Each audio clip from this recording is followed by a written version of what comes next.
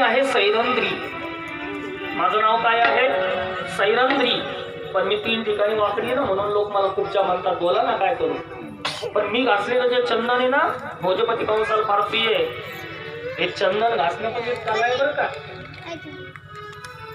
घस घस घस घस सहाणीवर चंदन घासायचं आणि भलं मोठं वाटीभर करायचं, त्याला काही अर्थ नाही.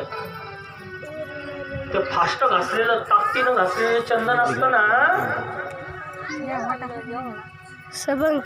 त्यासुद्धा तुम्ही कपाळाला लावलं तर घामाला ते निघून जातं सगळं.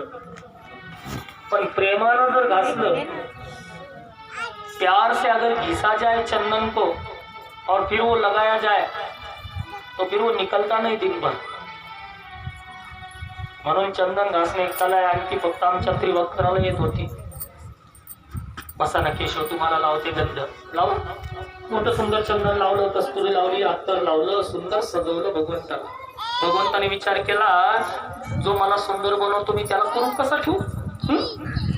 भगवंतांच्या पायावर पाय दिला, हनुवटीला झटका मारला, कडकडकट असा आवाज झाला. काठीसारखी सरळ आणि अप्सरेसारखी सुंदर झाली.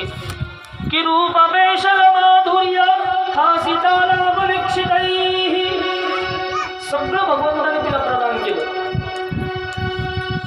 रूप केशव माधुर्य इतकी सुंदर दिसायला लागली अप्सरेसारखी. आणि केशव चला ना दूध घ्यायला. माझ्या घरी जवळच घरी. आणि 2 वाजायला आले. 2 वाजायला आले.